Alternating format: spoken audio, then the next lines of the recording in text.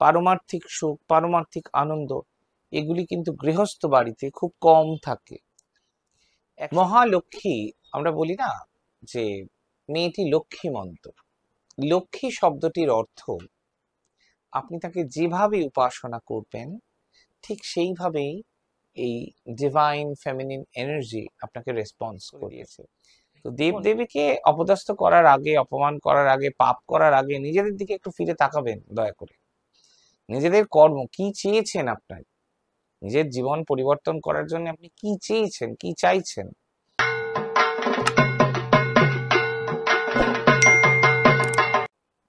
বাহির হতে এসো, যে আছো অন্তরে আমার ঘরে,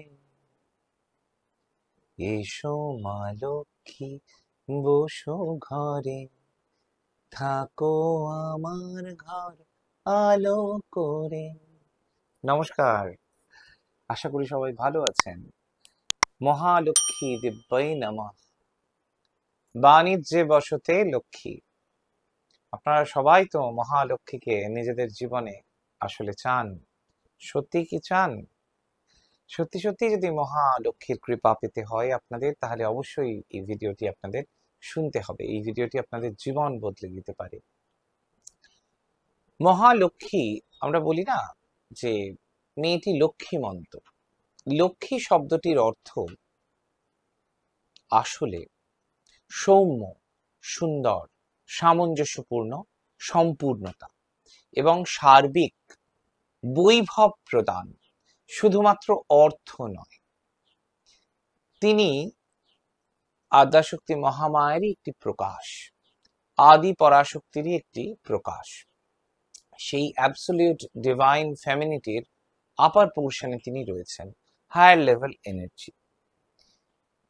তো আমরা সাধারণত মা লক্ষ্মীকে আমাদের ঘরের মেয়ে হিসেবে উপাসনা করি। আমরা বলি না যে মেয়েটি খুব লক্ষ্মীমন্ত, অর্থাৎ মেয়েটি যেমন সৌম্য সুন্দর, তেমন তার আচার আচরণ খুব লক্ষ্মীমন্ত। সে খুব ভদ্র সভ্য, তার মধ্যে বিনয় রয়েছে, জ্ঞান রয়েছে, এবং তার মধ্যে পরিবারের সবাইকে একসঙ্গে নিয়ে চলার যে ক্ষমতা, পরিবারের জন্য কিছু করা, এটি কিন্তু তার মধ্যে আমরা দেখতে পাই। তো মা লক্ষ্মী আসলে কিন্তু ঠিক এই রকম, ঠিক আপনার বাড়ির মেয়ের মতো। আপনি তাকে যেভাবে উপাসনা করবেন ঠিক সেইভাবেই এই ডিভাইন ফেমিনিন এনার্জি আপনাকে রেসপন্স করবে। দেখুন, এই যে পূজা পদ্ধতি আছে, মহালক্ষ্মীর পাঁচালি আছে, শঙ্খ বাদন ইত্যাদি ইত্যাদি পূজা উপাচার, এগুলি তো আপনারা সবাই আমার চেয়ে অনেক বেশি ভালো জানেন। কিন্তু আমার বক্তব্য অন্য জায়গায়। আপনারা যদি মায়ের কৃপা পেতে চান, অবশ্যই মা ধনধান্যে আপনাদের ভরিয়ে দেবেন, অর্থ আপনাদের দেবেন, সবকিছুই আপনাদের দেবেন, কোনো কিছুতেই তিনি না বলবেন না। কিন্তু তার একটা বেসিক প্যারামিটার আছে, আপনাকেও কিন্তু যোগ্য হয়ে উঠতে হবে। যোগ্য কিভাবে আপনারা হয়ে উঠবেন? যে বাড়িতে অবিন্যস্ত জিনিসপত্র, ব্যবহৃত জিনিসপত্র ছড়িয়ে ছিটিয়ে রয়েছে বিভিন্ন দিকে, এমন অনেক পুরনো জিনিস যেগুলো পড়ে আছে, কেউ ব্যবহার করছে না, সেগুলো জমিয়ে রাখা হয়েছে।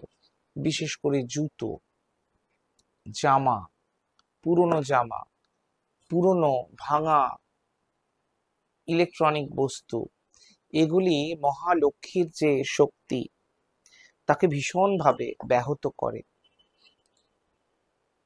ভীষণভাবে আধ্যাত্মিক সফলতা প্রদানে বাধা হয়ে ওঠে।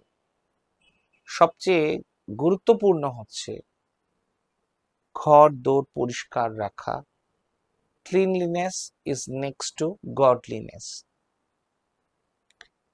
সৌম্য, সুন্দর, সুভদ্র একটি পরিবেশ, কারণ যেখানে লক্ষ্মী বাস করেন সেখানে কিন্তু দেবী লক্ষ্মীর কৃপাও থাকে।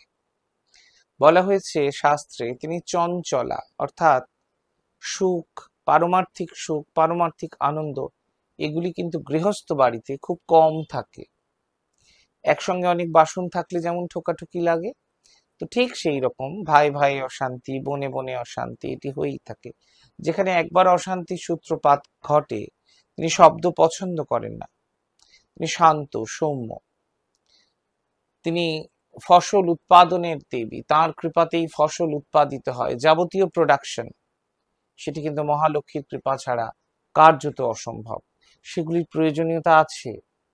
তো যে বাড়িতে অশান্তি, চেঁচামেচি, চিৎকার, স্বামী স্ত্রীর মধ্যে বিরোধ, ঝগড়া, পরকীয়া হচ্ছে, হ্যাঁ, স্বামী আরেকজনের সঙ্গে, স্ত্রী আরেকজনের সঙ্গে, সেই বাড়িতে লক্ষ্মী ফিরেও তাকান না। সেখানে তিনি বসবাস দূরে থাক, সেই বাড়ির কথা তিনি ভাবতেও পারেন না, কৃপা তো অনেক অনেক দূর। বহুগামিতা এগুলি তিনি পছন্দ করেন না। একটা নীতি, নৈতিকতা, ব্যালেন্স, একটা সার্বিক সফলতা, শুভত্ব, নৈসর্গিক শুভত্ব তিনি প্রদান করেন। তো সেখানে কার বাস হয়? অলক্ষ্মীর বাস হয়।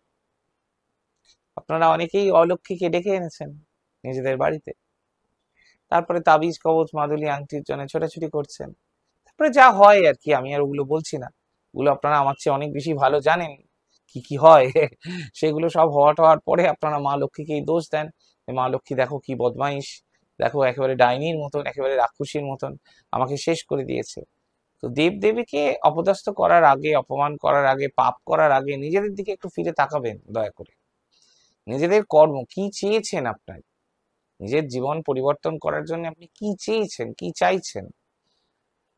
দেবদেবীকে না হয় আঘাত করলেন, অসম্মান করলেন, তাতে আপনার নিজেরই কবর খোঁড়া হলো, এছাড়া আর কিছুই না। ঈশ্বরকে গালাগালি করলে বা ঈশ্বরীয় বস্তুকে গালাগালি করলে থুতু আকাশের দিকে ছুঁড়লে নিজের গায়েই লাগে। আপনার কি হবে সেটা আগে ভেবে দেখুন। ঈশ্বরকে না হয় গালিগালাজ করলেন, ঈশ্বরের ভালো লাগলো, ঈশ্বর একটু হাসলেন মুচকি, এর বেশি তো আর কিছু হবে না, এটা আপনিও খুব ভালো করে জানেন। তো তবুও আমরা করি নিজেদের মধ্যে। তো আর যাই হোক, এগুলো করলে ঈশ্বরীয় কৃপা পাওয়া যায় না, ঈশ্বরীয় কৃপা থেকে বঞ্চিত হতে হয়।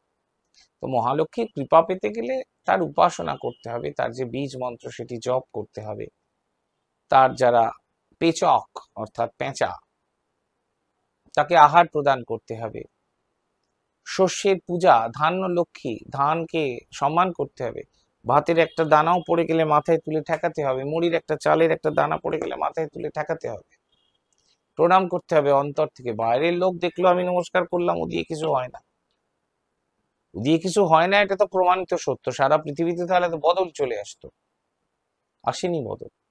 যে গরিব সে গরিবই রয়ে গেছে, কেন? তার মধ্যে ওই চেঞ্জ গুলো আসেনি, আত্মিক কোনো চেঞ্জ আসেনি। আমি বললাম, আপনারা করলেন, আমার ভয় করলেন, আমি তো ভালোবাসার জিনিস, ভয়ের জিনিস তো নয়। সকলে খুব ভালো থাকবেন, মহালক্ষ্মীর কৃপা আপনাদের উপর বর্ষিত হোক। জয় মা।